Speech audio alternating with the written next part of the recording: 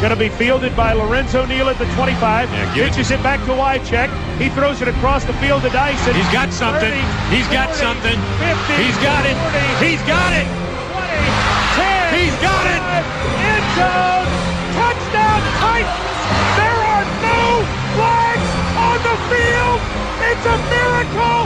Tennessee has pulled it. To the 20, to the 10, he's all the way home! Holy moly! Man, woman, and child did that, put him in the aisle. Johnny the Jet Rogers just tore them loose from their shoes. Hey, somebody has run out on the field. Some goofball in a hat and a red shirt. Now he takes off the shirt. He's running down the middle by the 50. He's at the 30. He's bare-chested and banging his chest. Now he runs the opposite way. He runs at the 50. He runs at the 40. And Chris Davis takes it in the back of the end zone. He'll run it out to the 10, 15, 20, 25, 30, 35, 40, 45, 50, 45. There goes Davis. Oh, my God. Davis is going to run it all the way back. Auburn's going to win the football game. Auburn's going to win the football game. He ran the missed field goal back. It's First and 10, presented by Nosebleed Knowledge. Here's your host, Shane Miller.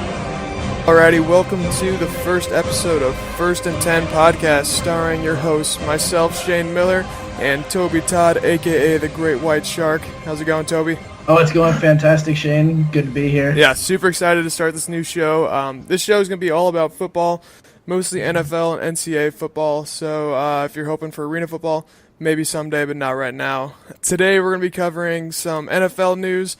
We're going to do a breakdown of the NFC East, kind of some things we're looking forward to with that. I'm going to be super biased with the Cowboys, so be ready for one of those episodes. And then we're going to get into some NCAA football, some predictions with that, and talk a little quarterbacks as well for our favorite teams. The Oklahoma State Cowboys, Nebraska Cornhuskers, and the Michigan Wolverines. But let's get started with the NFC East. The first team we're going to talk about here is the Dallas Cowboys. These are my team, my boys. I'm pretty excited going into this season. More excited than I was last season because we're going to have Zeke back, so that's like the biggest thing I'm looking forward to. One of the most elite running backs in the league, whether you like him or not. I know you're not a big fan of him, Toby, coming from Ohio. Right. Yeah, but we also have Connor Williams. He's another guy I was looking forward to, the guard from Texas. When we drafted him, they actually announced him as a tackle. So I'm hoping that he can kind of fulfill the backup role of Tyron Smith. I talked about this a little bit on Nosebleed Radio as well. Last year, we really didn't have any replacements for Tyron Smith, not anyone good anyways. So if he has the ability to go back and forth between guard and tackle, I think that'll benefit us really well to have some of the best linemen on the field. What are you looking forward to with the Cowboys this year, though? I really like that Connor Williams pick. You remember it was emotional on draft night. He was picked. He was bullied throughout his childhood, so that was a great moment. One thing I'm really excited to see is the progression of Dak Prescott. Last year, he caught a lot of flack from the media and all that. After such a great rookie season, the numbers declined a little bit. His completion percentage dropped by about 5%. He threw for about 300 less yards, 1 less touchdown, and 9 more interceptions. Yeah. But, I do believe there's such thing as the sophomore slump. Yeah. I think that when the league can't figure you out as a rookie. They start to figure it out a little bit second year.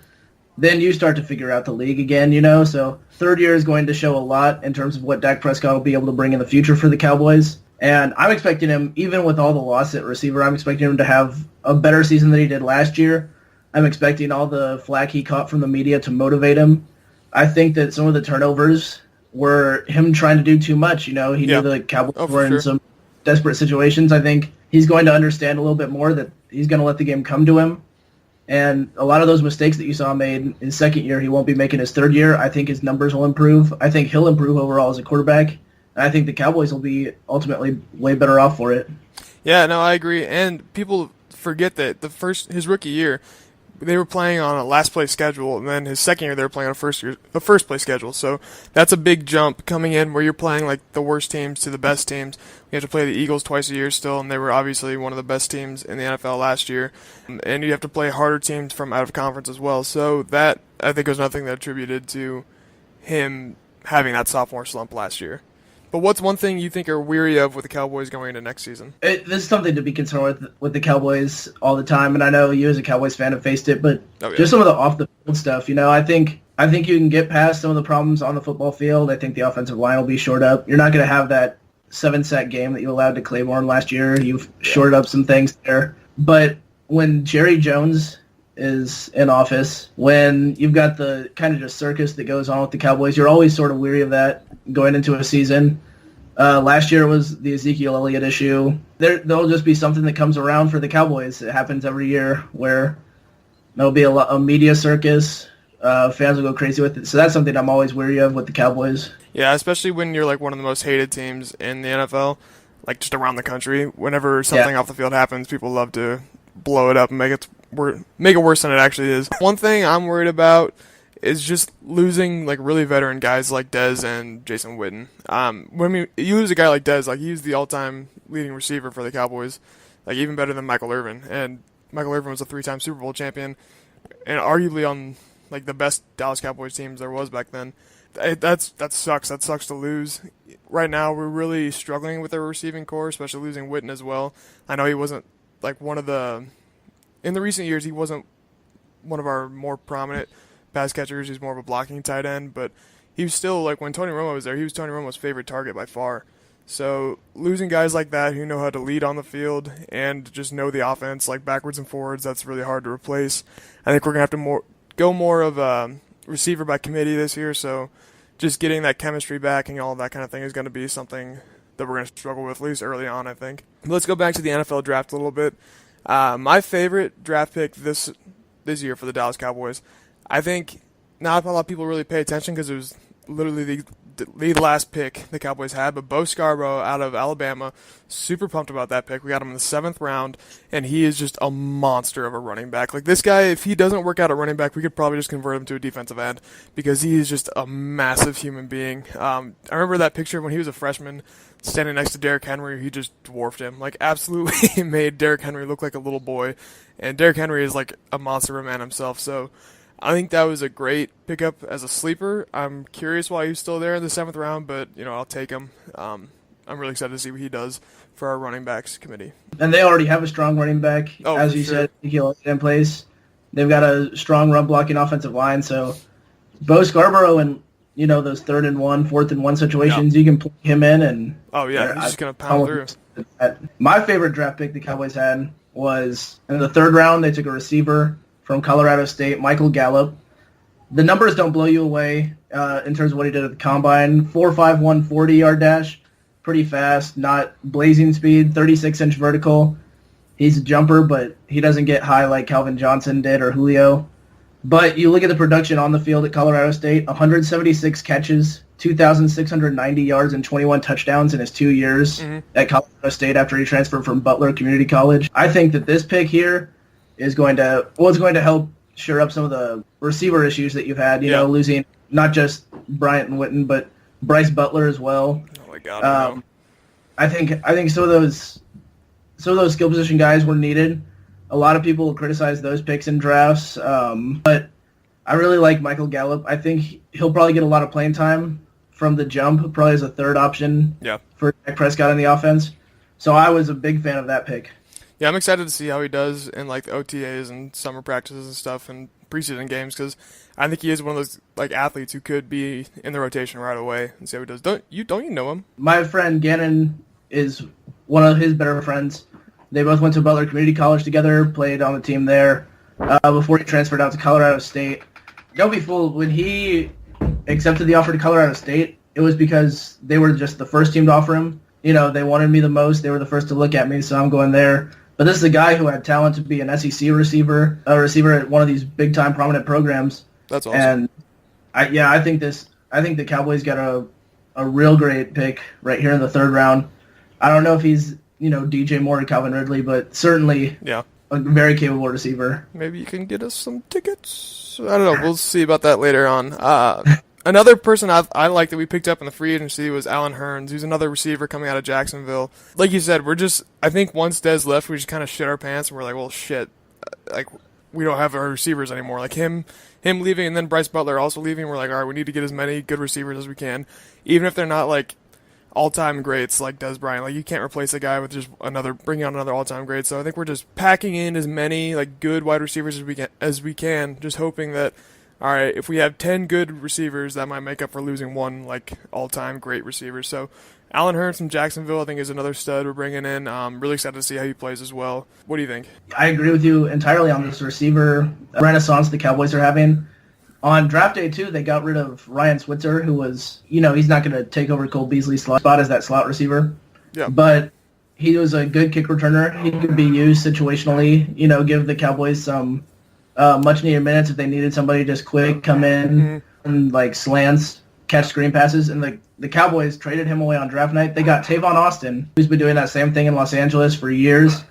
Tavon Austin, last year, pretty underutilized by the Rams. I think they were anxious to get rid of him, seeing that they had a new cast of guys coming in. That LA Rams team they're looking pretty good. But last year, Austin was used pretty sparingly in the offense. He only had 13 catches, as a receiver. He did have 59 carries, though, as, kind of like a run it, like it's a wide receiver combo, the jet sweeps and all that. So I think a creative mind will find ways to utilize Tavon Austin. Mm-hmm. The guy who, when he gets his hands on the football, it could be a home run, it could be a 3-yard gain, but I think when you add an offensive weapon like that to a team that maybe lost some of its bigger ones, I think that's a great pickup for the Cowboys. Yeah, I do too. I like the explosiveness. You never really know. Like, something's going to happen every time he touches the ball, whether it's, like you said, like a 3-yard gain or an 80-yard gain. Like, something's going to come out of it. I think you just get those home run hitters and, you see what happens. Yeah, no, I agree with you. Now let's talk about some negatives with the Cowboys, because we can't just talk about all positives here. What do you think the biggest loss for the Cowboys was from this offseason? Well, you alluded to it earlier. Des Bryant, like you said, the best receiver the Cowboys have had, numbers-wise. Yep. 73 career touchdowns or whatever it is. Like you said, you can't just go out and replace that. And I know that a lot of Cowboys fans were sort of fed up with him towards the end of last year, saying he had a down year. But the numbers last year, these are not bad numbers for a guy. 69 receptions, 838 yards, 6 touchdowns on the season. Julio Jones, who many regard as the best receiver in all of football, caught 3 total touchdowns last year. Really? I think that 3 in 16 games. I think that Des Bryant he's still capable. It's a shock to me that no team has picked him up yet, or no teams are expressing interest right now, because I think that's a huge loss for the Dallas Cowboys. Yeah, I do too. In an offseason where they really lost a lot of key pieces, a lot of guys who have been there for a long time. Yeah. I think it overshadows losing Bryce Butler as well. Like, if we had just lost Bryce Butler and not Dez, we would still be talking about that, because he's a great receiver as well. But having lost Dez Bryant, you forget that we lose Bryce Butler. Then, like, you brought it up earlier, like, you also lost Bryce Butler. I forgot about it for a second. I was like, Jesus Christ. Like, we literally lost, like, our top 3 receivers all in the same offseason. One of those being Jason Witten, who I think is our biggest loss. Veteran guy, been there forever, like, as long as I can remember. I've been a Cowboys fan my whole life. Easily the toughest guy on the field.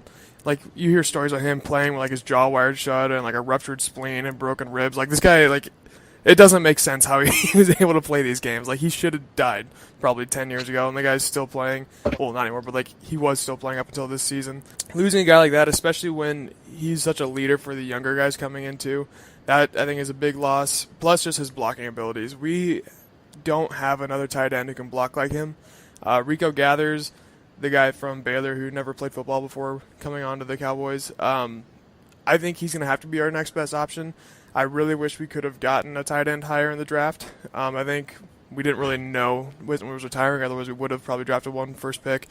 But I don't know. I hope Rico Gathers can step up. I hope the new guy we drafted, he can step up as well, so we'll have to see where there it is. But I think that's a huge, huge loss for the Cowboys. But overall, I'm predicting Cowboys go 10-6, and even though I'm biased, I'm going to have them second in NFC behind the goddamn Eagles, even though I hate them more than anyone right now. What do you think for... I think the Cowboys will finish above 500. I've got them at 9-7. Yep. Again, second to Philadelphia, who just looks too strong right now in this division. But I think overall, better season for the Cowboys. I think they'll have a lot of things to work on. Obviously, they got younger, losing all those veteran guys. Yep. So 9-7 season, and only going up from there. Yeah, I hope so too. Now let's talk a little New York Giants, another team I hate, but we'll talk about them because it's NFC East day. What's one thing you're looking forward to with the Giants? So I think it's easy when you talk about the Giants to say, you know, Odell is back. There's obviously the quarterback controversy. Eli Manning just always news, no matter what he does, like good, bad. Yeah. I'm staying in the offense. I'm going with the offensive line. The Giants were a team that they've been much maligned about their offensive line. And I guess the front office finally heard that. They said, we're going to make some moves. They got rid of Weston Richburg, who was probably their best offensive lineman. Mm-hmm. They got rid of E.J. Fluker from Alabama. Justin Pugh was a starting offensive lineman for him last year. They got rid of those guys. They brought in, who I think are three better linemen, rookie Will Hernandez from UTEP. They got him in the second round.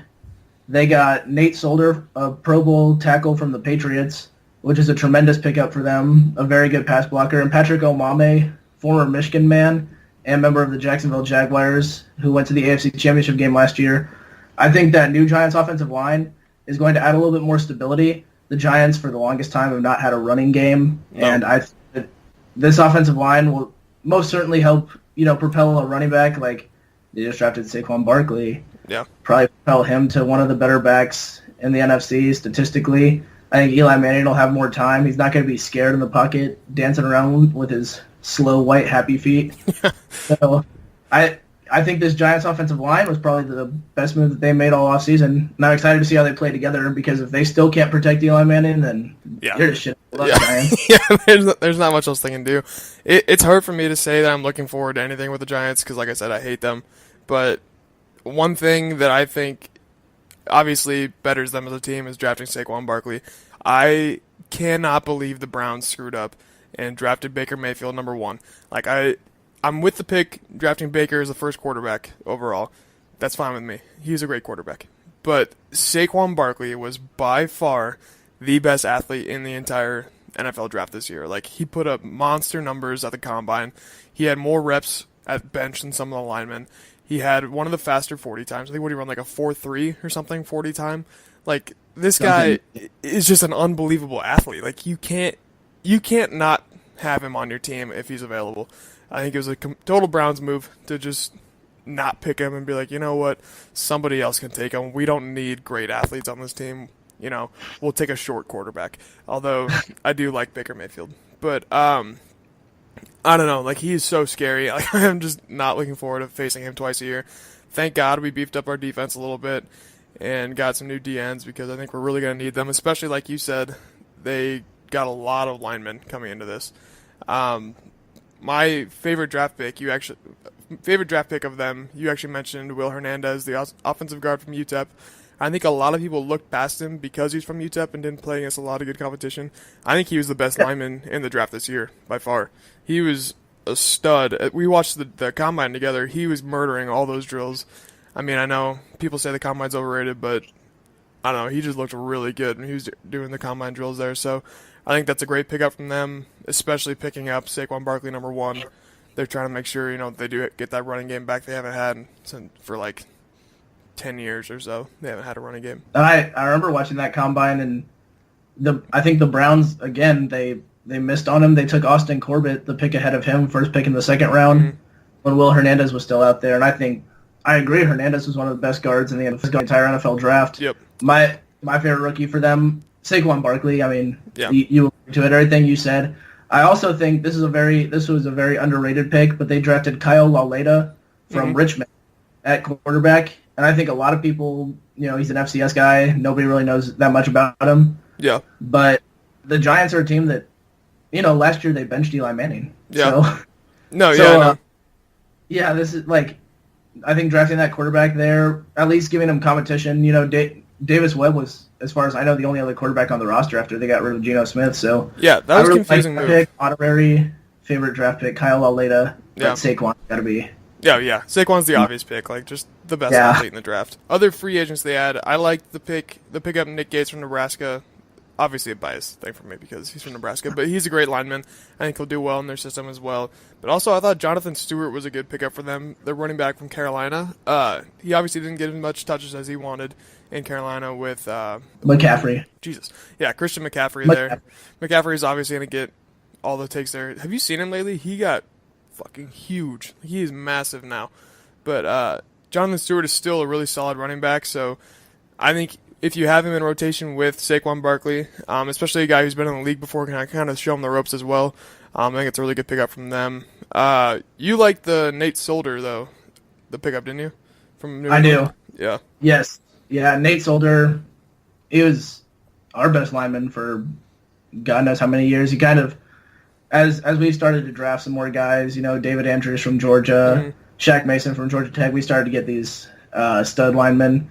Nate Solder was kind of just not really ushered out, but the Giants were willing to pay more money than we were, knowing we would go offensive tackle in the draft. I like the pickup for New York. I think you get a guy who can pass protect on that blind side, which was they drafted Eric Flowers a few years ago. Eric Flowers has been nothing but a disappointment in New York. And I think Nate Solder he might be the most valuable player on that offense when it's all said and done by the end of the year. An offense that has Saquon, Odell, really talented guys. He might be the most valuable player on that offense now. That's a hot take.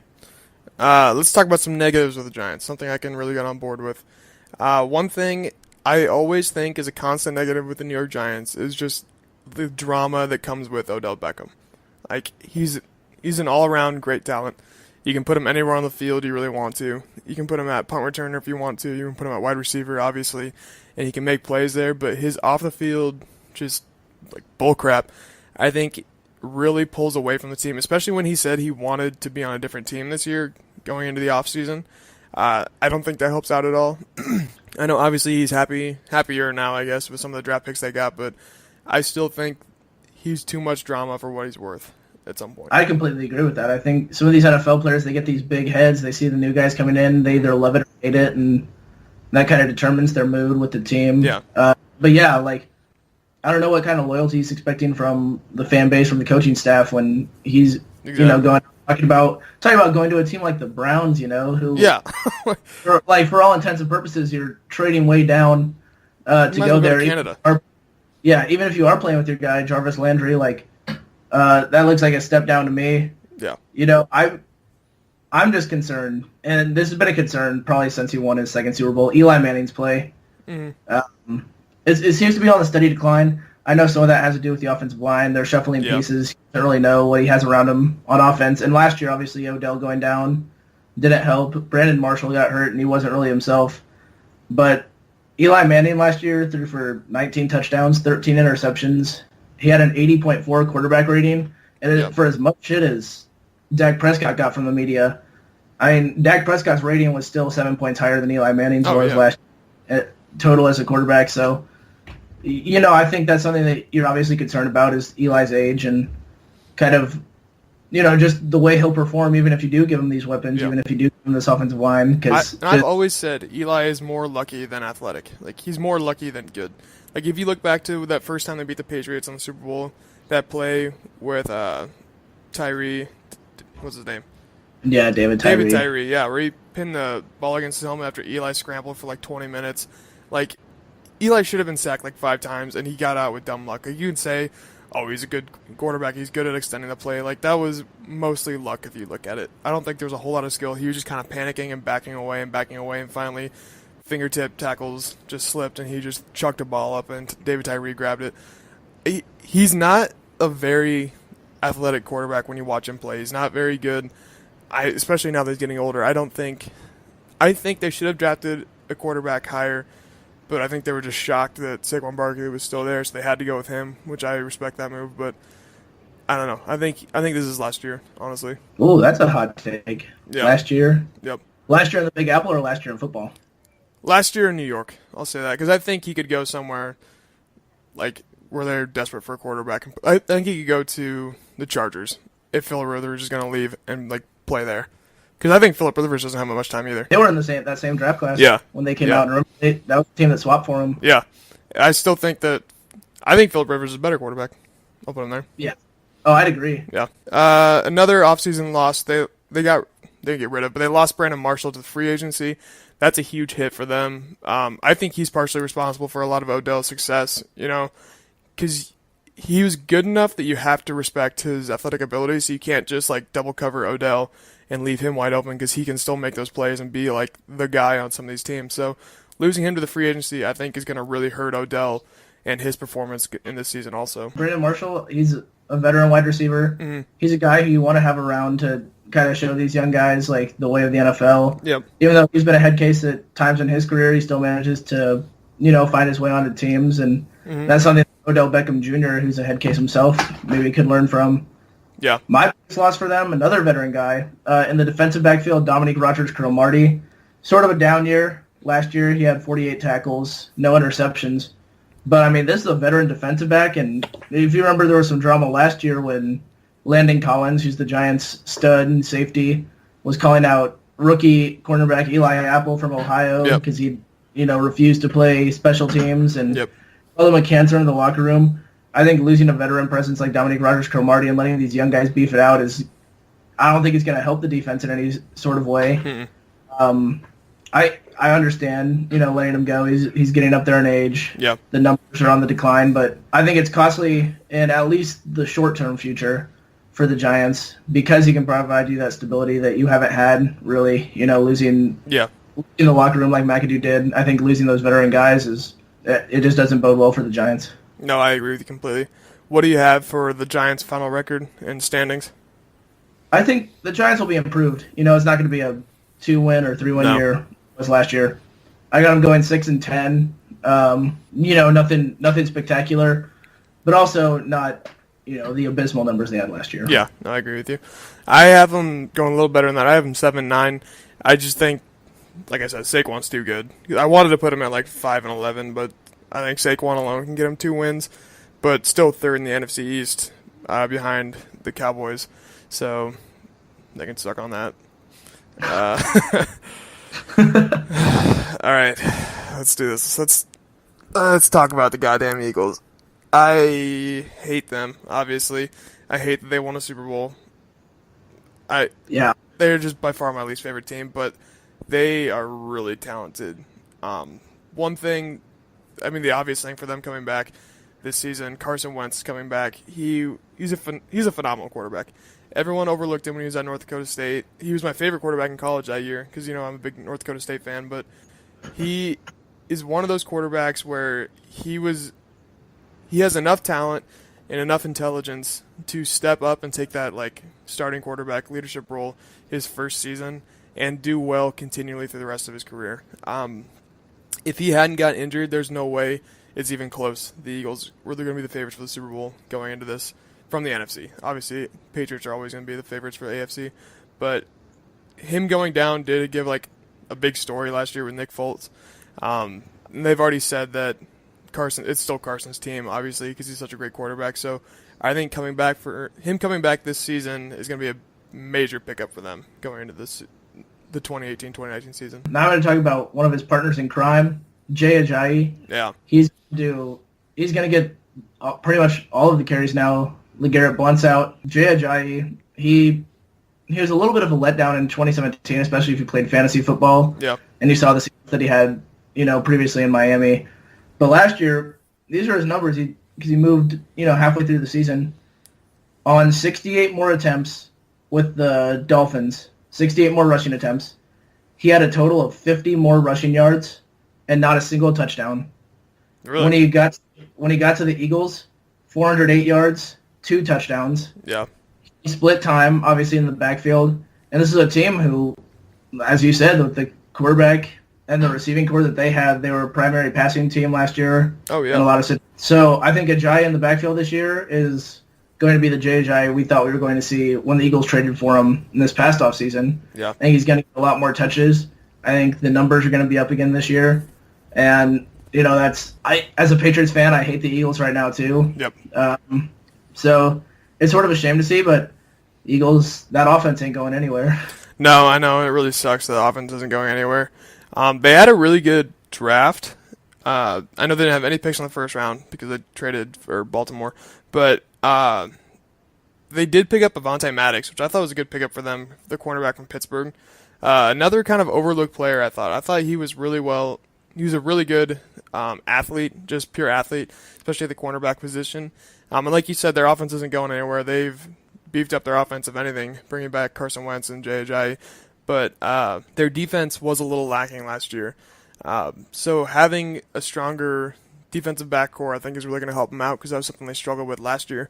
And Devontae Maddox, I think, fits their system perfectly. I think he'll do really well for them. So I think that was a really smart pick by them and a really good pick by them. Yeah, I also went favorite draft pick, defensive side of the ball. Obviously on draft night, their biggest win, second round draft night, their biggest win was David Akers coming in and kind of giving it to the Cowboys. So stupid. I hate that guy so much now. That was the most annoying thing in the world. Yeah, I think you guys are probably the first team to ever get trash talked like that by a kicker. Yeah, it shouldn't count if it's from a kicker. Unless it's Pat McAfee, he can do it. But on day 3, they picked up Josh Sweat, the defensive end from Florida State. He was a high-rated recruit going into Florida State. The numbers, not terrible. 77 tackles, 29 tackles for losses, 14.5 sacks in his 3 years at Florida State. Yep. But this is a position where the Eagles are already really strong. They have Graham. They had Michael Bennett come in. They drafted first round last year, Derek Barnett. But you see, if you just draft the best player available, which was their strategy last year, how good it can make your team. I think that pick there is a steal for the Eagles. I think Josh Sweat is a really, really capable guy. They come in. They're going to have a solid defensive line rotation, and you're not going to lose much athletically. In fact, you'll probably gain some athleticism when Bennett has to come off the field. Josh Sweat comes on. Yeah. So I would really like that pick for the Eagles. I think that he's going to be really effective playing with all those stud defensive ends that they've already got there. Yeah, no, you mentioned Michael Bennett. They picked him up from Seattle. And the free agent this year, that's going to be just a dynamic duo, the two of them going at it. Because like you said, Michael Bennett's obviously the better talent right now. He's the veteran. He's been in the league longer. And he's just a monster himself. So he's most likely going to get the start over Josh Sweat. But when you take Bennett out to give him a breather and you put Josh Sweat in, you're really not losing anything, I don't think. They're both tremendous athletes. They're both just complete ball hawks, too. So that was a scary pick for me, watching that, knowing we're going to play them twice a year and see both those guys every single time we play them. So I'm praying for a knee injury for Michael Bennett or something so we don't have to see them both. But I don't know. I think they're going to have a scary D-line coming into this season. And we'll see when the legal system runs its course. Yeah. But if Michael Bennett, he gets off, he gets to play the season, man, there's no old person safe from that Philadelphia team with the fans throwing shit and booing Santa Claus and Michael Bennett running over old ladies on the field. Philadelphia fans are the worst. I think we can all agree with that. They're just garbage people. I don't like the Philly fans at all. My favorite free agent guy is probably comes from one of the more tame fan bases. Richard Rodgers coming over from Green Bay. Yeah. Comes over from one of the more respected fan bases to probably one of the more trashy fan bases in the NFL. That's gonna be a wild change for him. The Eagles, they lost tight end Trey Burton, who's their backup to Zach Ertz. Yeah. So kind of looking for tight end help. I know they hopped the draft to take Dallas Goedert in the second. I think Richard Rodgers. We saw what he was capable of when Aaron Rodgers was throwing him the football. Now, of course, I think Aaron Rodgers, as of right now, you'd have to say is a better quarterback than Carson Wentz. Oh yeah. Yeah. And I think he can kind of elevate his receivers' games to a level that a lot of other quarterbacks can't. Yep. But at the same time, you got a very effective offense already in place. You have a lot of weapons. I think Richard Rodgers going there is another big red zone target. Mm-hmm. Just another toy for Carson Wentz to play with. I really like that pickup for the Eagles. Yeah, no, they're gonna have a really good tight end core, I think, especially still having Zach Ertz. I'm really praying for a Super Bowl hangover from them. Just hoping that. That it seems to happen every year, even with the Patriots. I guess the Patriots are kind of the exception because they go back to the Super Bowl every year. But teams like the Broncos, they went to the Super Bowl one and then haven't been to the playoffs since. So that's kind of what I'm hoping to happen to the Eagles, and that's really the only shred of hope I'm hanging on to right now because their team just looks so good. It's hard to bet against them right now. It is really hard. I think one thing that you'd have to hope for if you're an NFC East fan is that a level of complacency sets in. One that franchise has been aching for a Super Bowl for so long. You finally get one. Is this a group of guys that's going to take their foot off the gas a little bit now that they've won the Super Bowl? They're going to say, okay, we're good. We know we're good. And they kind of let up a little bit, which you could never do in the NFL. Yeah. I think you're kind of hoping for some complacency from players there. I think you might get that from a younger team. But I think that's one thing that the Eagles, general manager and all those guys have helped put in place. They brought in Michael Bennett, who can tell you, he played in 2 straight Super Bowls from Seattle. Yep. He's kind of going to come in and tell those guys, like, we won 1-1, we got to another one, and they lost it on one of the dumbest play calls of all time. He's going to let the guys know that, hey, you can't get complacent. But that's almost what you have to hope for, just because of the talent level of the Eagles. It's just so good. They did lose some talent at running back, though, losing LeGarrette Blount. I know they have Jay Ajayi, he's going to do really well there, but LeGarrette Blount he's a stud. I mean, he played on the Patriots. He's got to have a Super Bowl ring or 2 with the Patriots, right? Oh, he's won, the last 2 Super Bowls. Yeah, he's got 2 with them. Plus, so losing him, I think that's going to suck for them in the running game. It's kind of cool, though, to see him go back to Detroit with... Matt Patricia. Matt Patricia, yeah.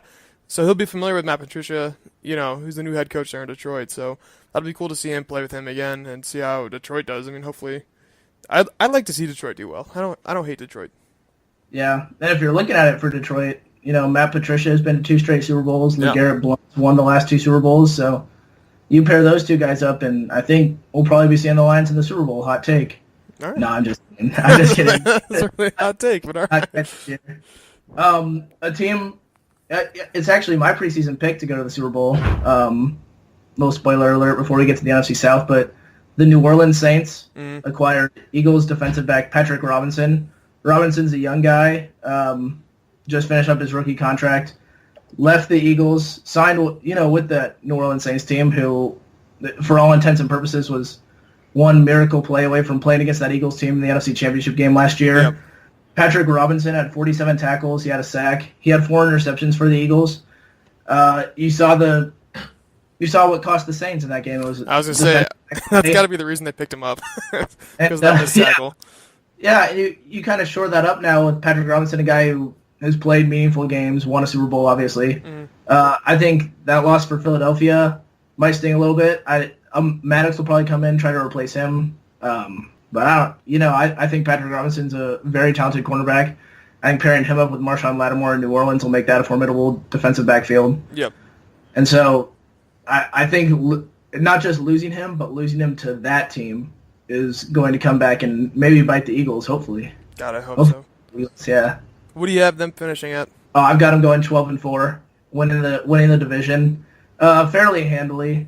Yeah. I think that there might, maybe during the middle of the season there will be some hope for the Dallas Cowboys. I think probably by November you'll be saying like, okay, yeah, the Eagles have this one in bag. But I've got them going 11-5 with 1 loss to the Cowboys. We're gonna lose the first one without a doubt, but I think I'm like you. I'm hoping the Dallas Cowboys get figured out towards the end of the season there, and we can beat Philly. But I still have them going first in the NFC East. They're too good to bet against right now. It's super hard. They do have to fight the schedule though, with that first place schedule in the NFC. Yeah, they'll have to play the Vikings. They'll have to play the Rams. Yeah, a tough schedule ahead. Yeah, so fuck the Eagles. All right, moving on to the Redskins. What's something you're looking forward to? The Redskins. I know a former quarterback of yours at the Kansas City Chiefs is now in Washington. How do you think that's going to work out for him? I think that Alex Smith, one of the most underrated quarterbacks in the NFL. Yeah. Last year, Alex Smith threw for over 4,000 yards, 26 touchdowns to only 5 interceptions, led the entire NFL in quarterback rating with 104.7. The numbers are there for Alex Smith. He's a guy who doesn't turn the ball over. Mm-hmm. He makes winning plays when he has to, except in the playoffs for the Chiefs, I guess. Yeah. But aside from those first 2 years those first few years where he had Mike Singletary as his coach in San Francisco, the guy's been wildly consistent. It doesn't really matter where he's gone, who he's played for. He's been a consistent quarterback, and I think you might not see the same threat level that Kirk Cousins poses in terms of putting up ridiculous yardage and scoring as much as they do per game. But you're also not going to see him put the defense in tough spots. Yeah, turn the ball over in the red zone like Kirk Cousins does. So I think you don't really elevate your quarterback situation any, but you certainly don't decline in that quarterback situation at all if you're Washington. Yeah, I've always thought of him as kind of like the Toyota Corolla of quarterbacks. Like, he's not flashy. He doesn't come with like power windows or anything, but he's good enough to get you from A to B and be consistent. But he might not win a race for you. You know what I mean? Like he's good, not great. Very reliable though. It reminds me of the scene in Horrible Bosses when Jason Bateman's talking about he's getting interrogated. He says, "Yeah, I was drag racing. Guy goes, in a Prius. I don't win a lot." Yeah, that's kind of how Alex Smith is. Like, he's good in the regular season when you're just kind of cruising, but once you get to the playoffs and you really have to rev up the engine, he hasn't been able to get it done in recent years. So we'll see how that works out for Washington. Yeah, might have been at a cursed organization, but yeah. I really, when I was thinking about this, like what the Redskins have going well for them going into this next season, I honestly couldn't think of much. I don't think they're going to be very good this year, and that's exciting for me as a Cowboys fan. But they just don't have like an explosive offense, especially losing Kirk Cousins. They don't have like a great defense. They lost Will Compton, who was a staple of their defense for a long time at the linebacker position. Also Nebraska Cornhuskers, so shout out there. But I don't know. I don't see a lot of excitement for the Redskins this year. I think it's a totally new year. I think you see there's a lot of like roster overhaul. Yeah. And like you said, they lost Will Compton. They lost Terrell Pryor. They lost Paul. They lost Kendall Fuller, another defensive back. Yeah. He wasn't getting traded though. Remember those tweets he had? Yeah. He was I ain't get traded. No, he was. Yeah, he was. I think he was as surprised as maybe the Redskins fan base was that he got traded. Sure. There's so much roster overhaul. Yeah. It's a new looking Redskins team for the most part. I mean, you really don't know what to expect from them right now. It's hard to predict. Yeah, there's just so much different with that organization from this year to last. I think you can expect a lot less chemistry because there's so many new players. Like, if you look at some of the best teams, like look at the Patriots, they're really good because they've had the same core guys like forever. Like Tom Brady's been there forever. Julian Edelman's been there for a long time now. Gronkowski, another guy who's been there forever. Like, if you get those core, your best players who have been there for a long time, they really know how to play with each other, almost to the point where they don't even need to communicate verbally. They just kind of go together. So, I don't know. I think that's a scary thing if you're a Redskins fan, that you really don't know how your team's going to play together at this point. I completely agree with that. They did pick up Deron Payne, though, for defensive tackle from Alabama to help him out on the D-line. I think that was a great pick for them. Any defensive player from Alabama, I think, is a good pick. Nick Saban and his whole staff really knows how to coach defense. That's why they win so many championships. Like, they don't win championships like 60 to 55. You know, they win championships 8 to 9 if they have to, because their defense is so solid that they can depend on those guys because they have such great defensive players, especially their defensive line. And any defensive tackle with the last name Payne is just, you know, he's going to be just a stud. Like, he's got that, like, intimidation factor coming off the line. So I think it'll be exciting to see what he does there in Washington, and hopefully he hates it there and wants to go to Dallas. So we'll see what happens. I think that was a good pickup for them. Yeah, I would go with the position that maybe Dallas doesn't need, but Washington definitely needed. In the draft, they picked up Darius Geis, late second round from LSU. He's a guy who he had problems, you know, when he went in to interview with some teams, so there were concerns with that. I think that's why he fell to the second round, but this is a first-round talent. It's a guy who runs hard. It's a guy who he ran against the best defensive groups in all of the country playing in the SEC. So he's played against these NFL guys. He's had a lot of success. 471 carries for over 3,000 yards, 29 touchdowns in his time at LSU. Not bad. Not bad at all. And with so much uncertainty in the Redskins organization, especially at that running back position, I think he'll be getting minutes right away. Hell, he might even start for him when it's all said and done. Yeah. I think that pick there is a great value pick if his mind's in the right place and if the Redskins coaching staff knows how to utilize his talent. You know, they also picked up Paul Richardson, the wide receiver from Seattle, in the free agency. I think it's another good pick for them because, like you said, they lost so many receivers. They lost Niles Paul. They lost, oh my God, who's the other guy you just mentioned? Who? Terrell Pryor. Yeah, Terrell Pryor. Jesus Christ. They lost Terrell Pryor. And they lost their quarterback, so like they're kind of just restarting completely with their offense. But Paul Richardson, I think he's just one of those guys who he has reliable hands. He might not have like the best speed or the best feet, I guess, the best routes, but he's a guy who you throw the ball in a catchable position for him, he's going to make the catch. So, I mean, I think that's something you need when you have a new offense, is just reliability. It might not be flashy right away, but it's consistent at least. So My favorite free agency pickup they had stings for Cowboys fans a little bit. Orlando Skip. Yeah. He was a 10-year vet on the Cowboys. Yep. Traded, or not traded. Actually, he just went in free agency. Yep. Signed with a division rival. That seems to be the thing in the NFC East. If you leave that team, you want to stay in the division and play them twice more. Yeah, they're very petty. I think these teams really hate each other, and they really despise the teams that get rid of them, I guess, because they really want to go and show them up. Scandrake will go there.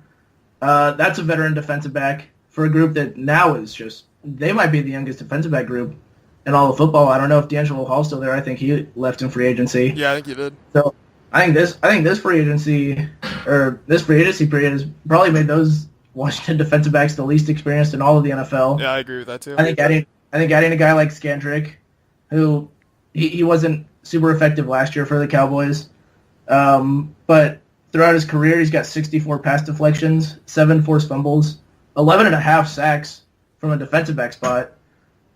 I think he'll provide some stability there for the Redskins in the defensive backfield. And who knows, maybe share some what he knows about the Cowboys with the Redskins. Maybe help them get some division wins.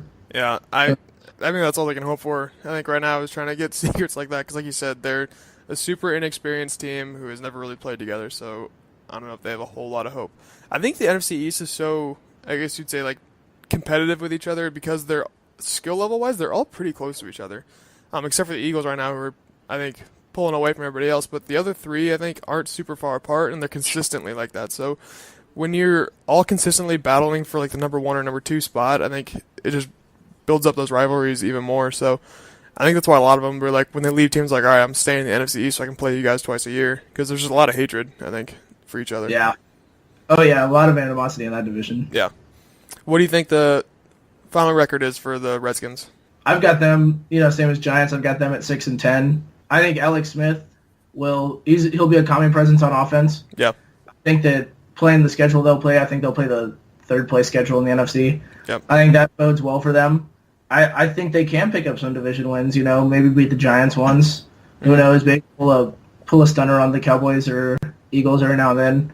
6-10, not terrible, tied for third. Yep. Tied for last, technically, in the NFC East, but, Yep. just about where they've been since that RG3 season. Yeah, no, I agree. I've got them 6-10 also, and finishing 4th in the NFC East, so not a whole lot to look forward to with the Washington Redskins.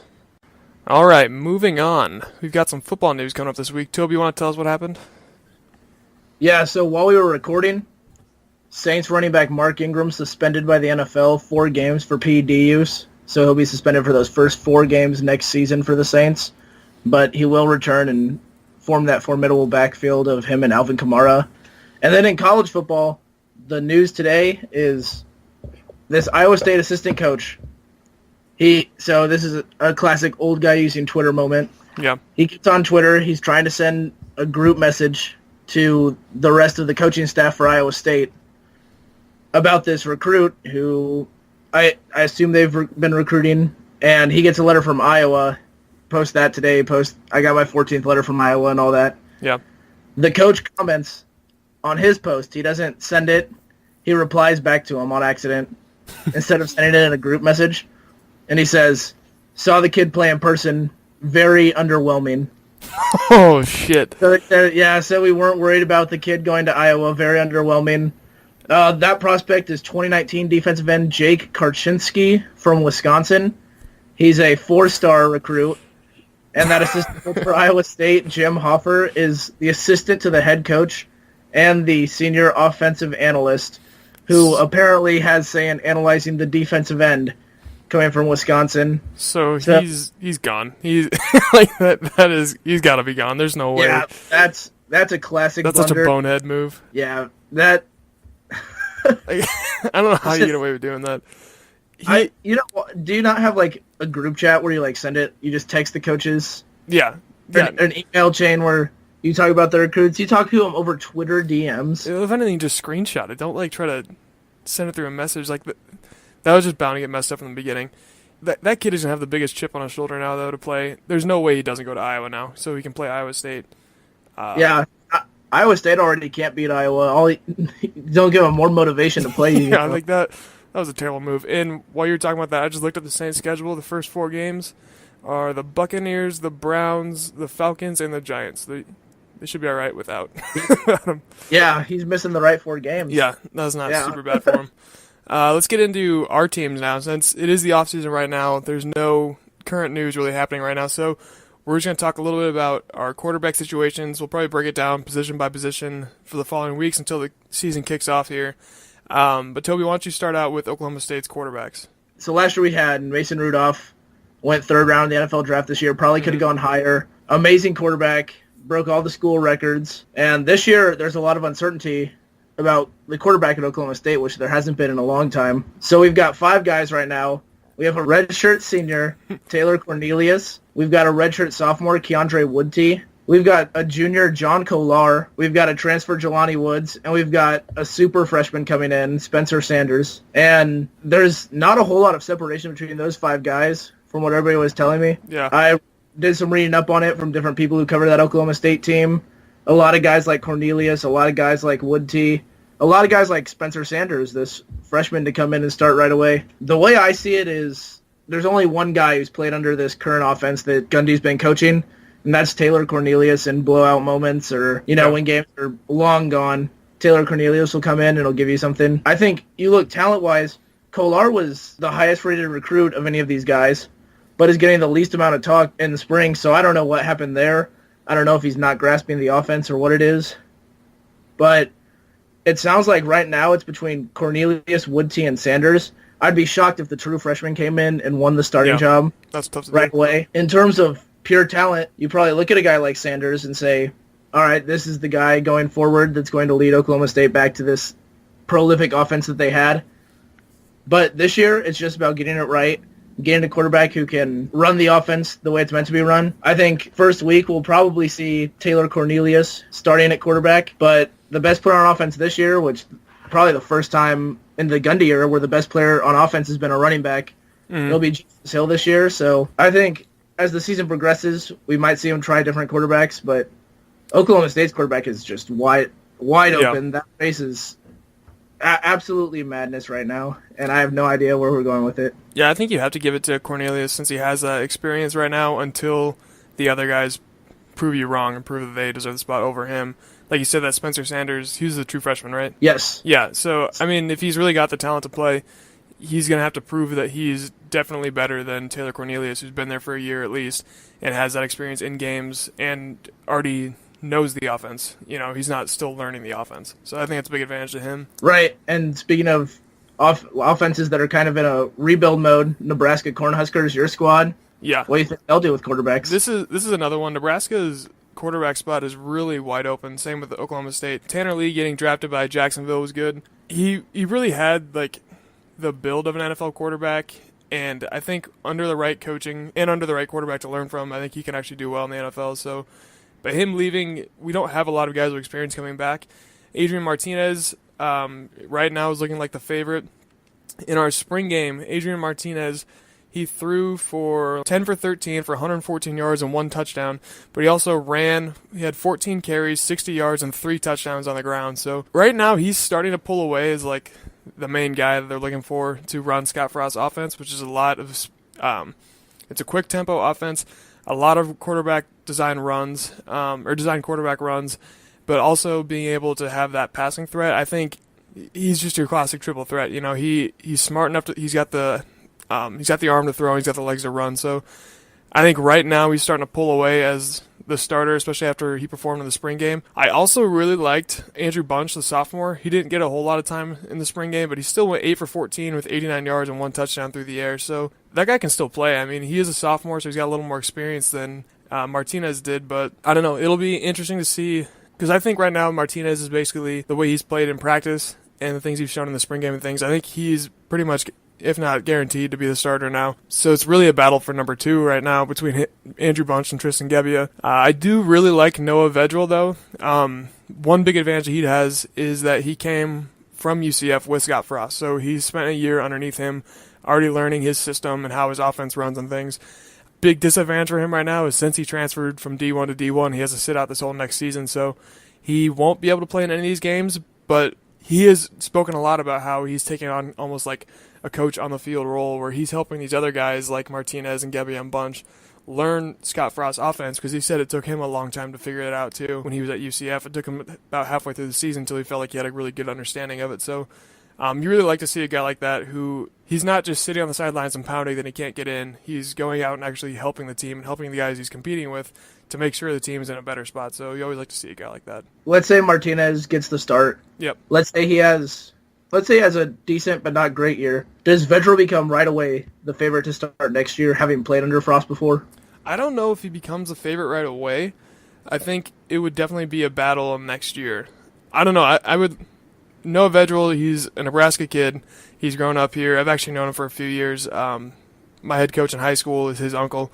But he's one of those kids who he is an incredibly hard worker and he's incredibly smart. I think those are his two biggest advantages. Is that he can work his way into the starting position if he really wants to next year, especially if Martinez is struggling. But I don't necessarily think he's going to be the favorite for it, just because Martinez has just incredible raw athleticism, and he will have a whole another year of experience playing where at the starting position where Vedral was the backup to Mackenzie Milton at UCF, so he would get in games when they were up by 50, in the fourth quarter or something like that, but he didn't have any starting experience, which I think that there's a big difference between getting the game at kickoff and getting the game when you're up by 50 in the fourth quarter, Right. Now, what do you think about Michigan's quarterback situation? I know you got some good news with Shea Patterson. Yeah, so now that the NCAA's allowed Shea Patterson to play, this is Jim Harbaugh's year to prove that he truly is a quarterback's coach. Yeah. The quarterbacks that we have lined up, not just for this year, where Shea Patterson will be one of the best quarterbacks in the country, you hope. He's going to be one of the top draft picks next year if he chooses to come out. Yeah. But for years down the road, we're set up fantastic. Brandon Peters got in last year when the O'Corn debacle was occurring. Oh my God! Had he not hurt his shoulder, we're probably looking at different games against Wisconsin, Ohio, and South Carolina with Peters playing. So he's very capable. We still have one of the top-rated recruits from 2 years ago, Dylan McCaffrey, brother of Christian McCaffrey, the Stanford standout.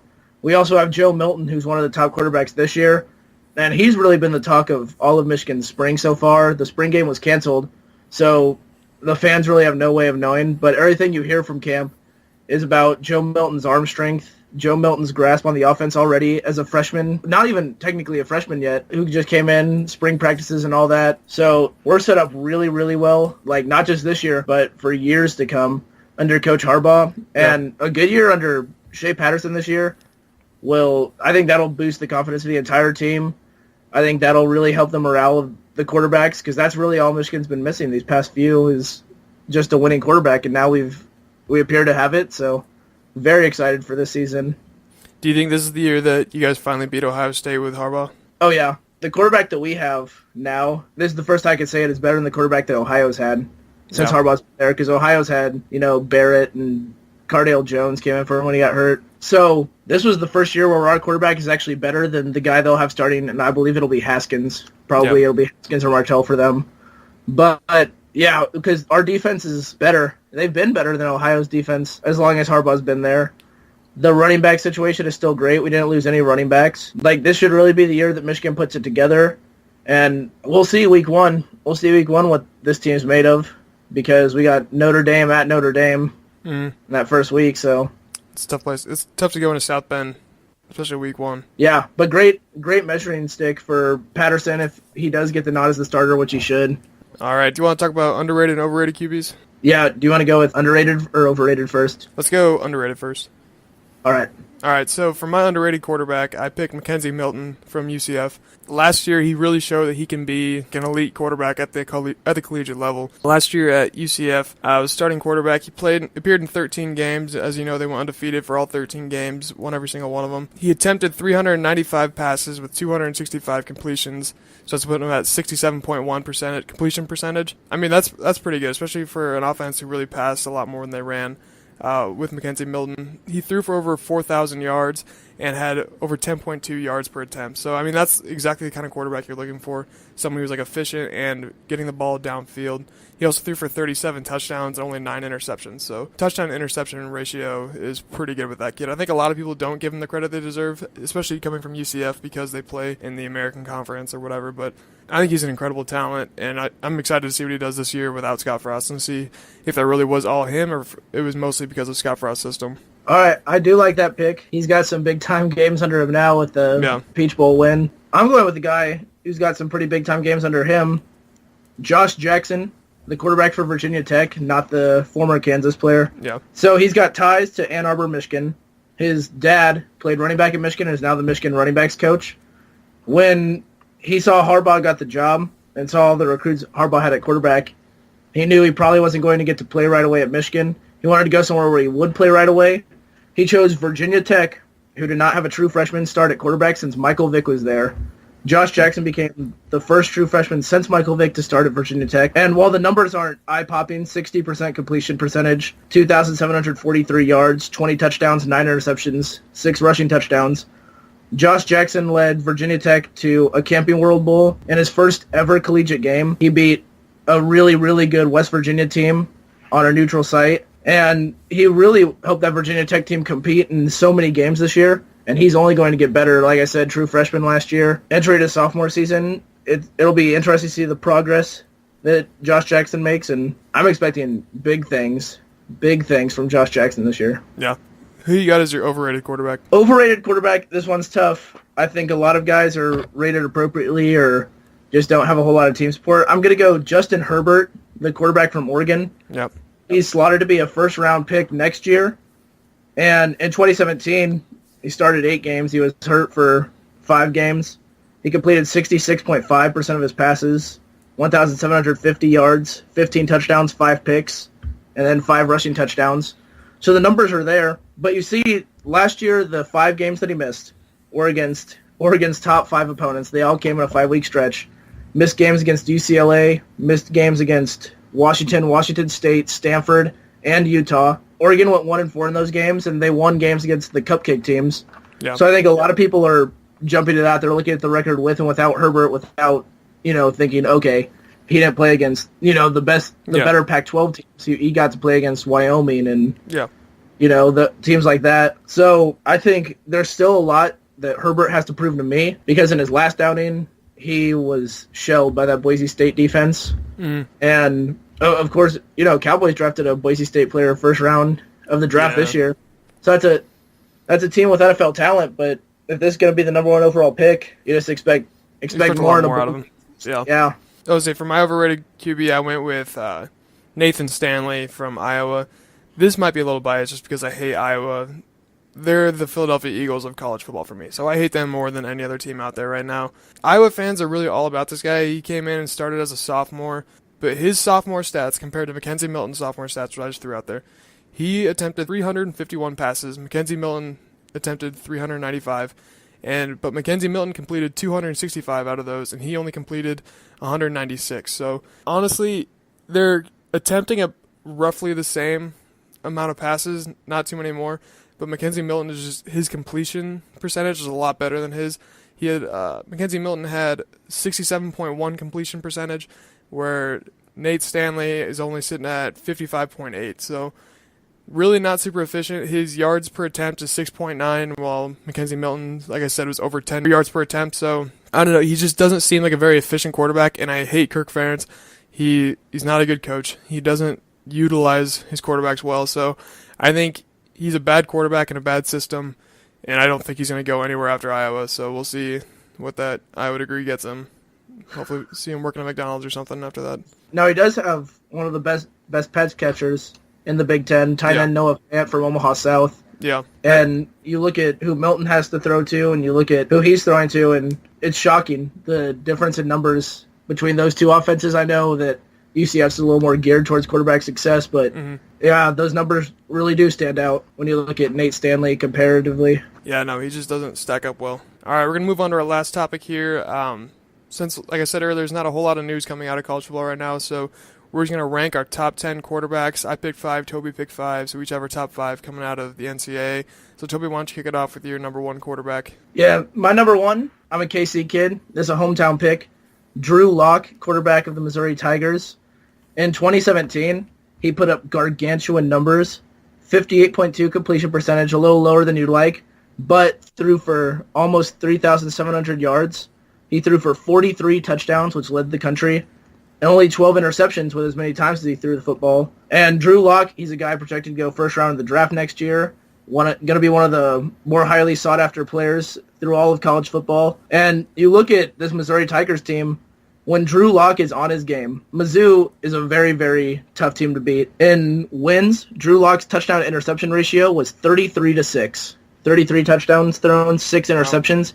In losses, 11 touchdowns thrown, 7 interceptions thrown.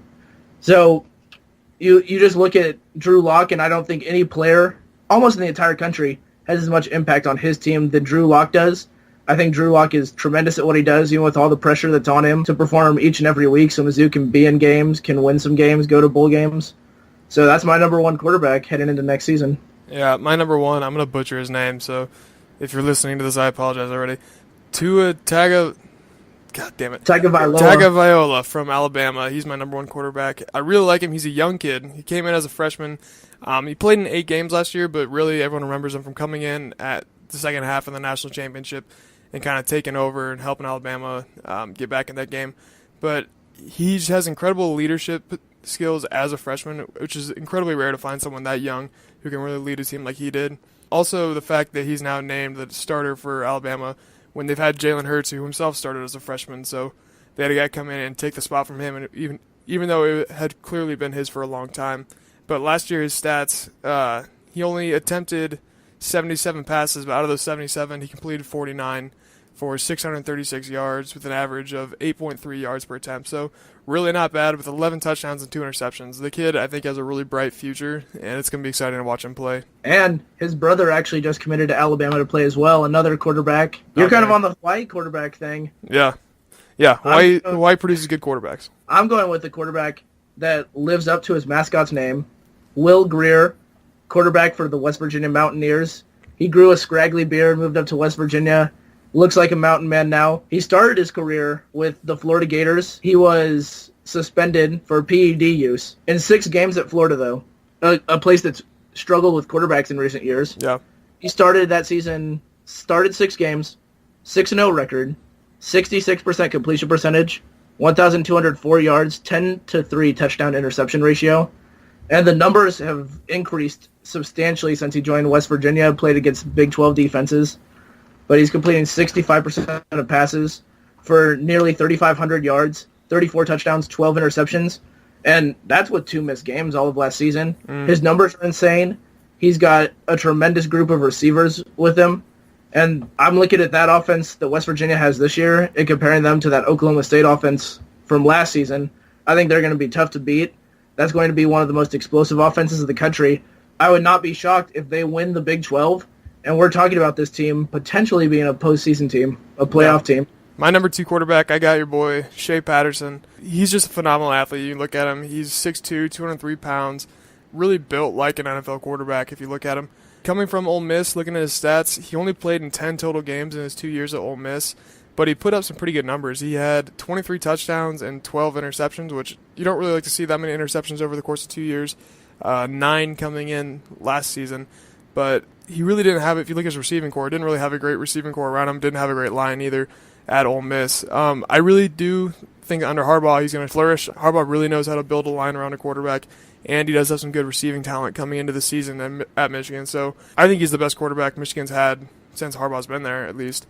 And I think he's the guy that's going to take him into the postseason. We'll see how they do this year, but I really do think they can get into the playoffs this year with him. Yeah, we're hoping for it. Yeah. Another guy just a step away from the playoff last year, Jarrett Stidham. Jarrett Stidham was extremely hyped up entering college. He committed to Baylor, and at Baylor, there's a little bit of a quarterback competition there. He didn't win the job his freshman year, but he got 3 starts, threw for almost 1,300 yards, 14-2 touchdown to interception ratio before he transferred. Last year at Auburn, his numbers are not by any means eye-boggling. You know, he's got 2,800 yards, 17 touchdowns, 4 interceptions. I think from a numbers standpoint, you look at that, you say, okay, this guy's not one of these top 10 quarterbacks. But you look at his performances in big-time games. He had an 84.5 quarterback rate, QBR, which it factors in clutch performance, stuff like that. Just a whole bunch of factors. He had an 84.5 QBR against Alabama. Best you can get to 100 in that category. His losses last year were to college football playoff teams Clemson, Georgia, an undefeated UCF team, and then they blew a 20-point lead at LSU, still one of the toughest places to play. Yep. Jarrett Stidham is a winner. Jarrett Stidham can lead his team, even on nights when he might not have his best stuff, and I really like that in a quarterback. I think him entering his junior year here is going to flourish big time now that he's got a year of experience under Malzahn. Yeah, my number 3 is Jake Browning from Washington. The reason I have him so low, I mean, a lot of people I think would rank him higher than that, was his junior year was a lot worse than his sophomore year. So he's probably the oldest quarterback we've talked about so far. He's going into his senior year now, but his sophomore year he put up 43 touchdowns with only 9 interceptions, which is really impressive for a sophomore, a young kid like that. But his junior year he put up 19 touchdowns and 5 interceptions. So considerably worse year last year, but we'll see what happens this year coming out of his senior year. He's another big kind of NFL-style quarterback. He's 6'2", 210 pounds. Really likes to stay in the pocket, but he still has the ability to extend plays and kind of make stuff happen down the field when he needs to. He's a kid. He's exciting to watch. Washington is not one of my favorite football teams. They're probably towards the bottom of the list, honestly, but he's a kid that's hard to root against. I think he's got a lot of talent. He's got a good head on his shoulders, so we'll see how he does in the Pac-12 next year, which I think is going to be pretty weak. So I think he will have a good year against a relatively weak Pac-12. Yeah, and Jake Browning, a guy who threw 97 touchdowns his senior year of high school. Yeah. Not used to throwing less than 40 in a season. Yeah. I'm going to go with the guy who hardly even throws the ball as a quarterback, Khalil Tate, also out of the Pac-12, the Arizona Wildcats. Last year, he burst onto the scenes. His first game that he started, he ran for an NCAA record 327 rushing yards from a quarterback in a single game to beat the Colorado Buffaloes. In that game, he actually ranked a 100 QBR, which is the best you could possibly do. They're saying that no quarterback could have played a better game than what he played in that first start that he ever had against Colorado. Mm-hmm. As the season progressed, in 67% of his games, he ran for over 100 yards from the quarterback position. And so even though his passing numbers, just 1,300 yards, 9 touchdowns, 8 interceptions, don't jump off the page to you, I think that in his 9 starts, 133 carries, 1,400 rushing yards, and 12 rushing touchdowns. That really tells a lot about the player. He's extremely dynamic, and just when everybody was talking about Khalil Tate, just defend the run, he can't throw the football, in his bowl game, he comes out, he throws for 302 yards, 5 touchdowns, and 1 interception against Purdue in the Foster Farms Bowl. He's electric. He's one of the most exciting players to watch in the country, and he's going to put up more eye-boggling numbers. He's just, for all intents and purposes, he's Lamar Jackson without the accuracy. Yeah, so for real. Very exciting prospect down in Arizona. All right, next quarterback I had on my list, Trace McSorley from Penn State. I have him at number 4.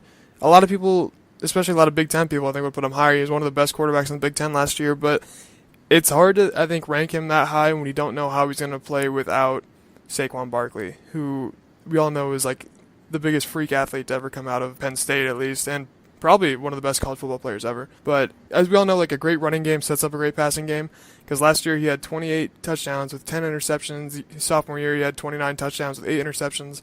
So having Saquon Barkley in the backfield, I feel, definitely helped him out a lot there. When defenses really have to key on that one running back, it gives them time to set up in the pocket, make some passes, especially since Saquon had a lot of those reception touchdowns out of the backfield. So he's a great talent, but I don't know how well he'll do without Saquon back there with him. So we'll have to keep an eye on him this year. Yeah, Penn State certainly going to look a lot different. They lost big tight end Mike Gesicki too. I believe they lost Godwin to the draft as well. So new look offense. We'll see how he flourishes there. Speaking of an offense that didn't look the same, I'm going with my 5th pick, DeAndre Francois, the quarterback from Florida State.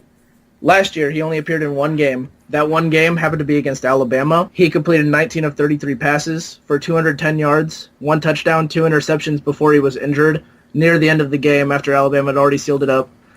But going into that season, Florida State was ranked number 3 team in the entire country in preseason. You see what an impact DeAndre Francois makes on that team, because they went from the number 3 ranked team in the country to a team that finished 7-6 with a bowl win over Southern Mississippi. So you see how big of a difference he makes. The numbers in his freshman year, started his freshman year, he threw for 3,300 yards, 20 touchdowns, 7 interceptions, 5 rushing touchdowns. And he took that team to the Orange Bowl, led a miraculous game-winning drive, unfortunately, against my Michigan Wolverines. But DeAndre Francois, he's a clutch performer. He steps up in big-time moments, and he really makes all the difference on that team. That team, you saw how bad they struggle without him, and so I really like a guy that can win. I think DeAndre Francois will have Florida State back this year, maybe not competing at a Clemson level, but I think DeAndre Francois will be looking good next year. And ultimately, I think he'll finish as one of the better quarterbacks in the country. Yeah, no, he's a great talent, I think. I don't really like to see Florida State do well, but I think he is a really good quarterback and really does well under their system. My number 5 QB, I got Jake Fromm, the now sophomore from Georgia.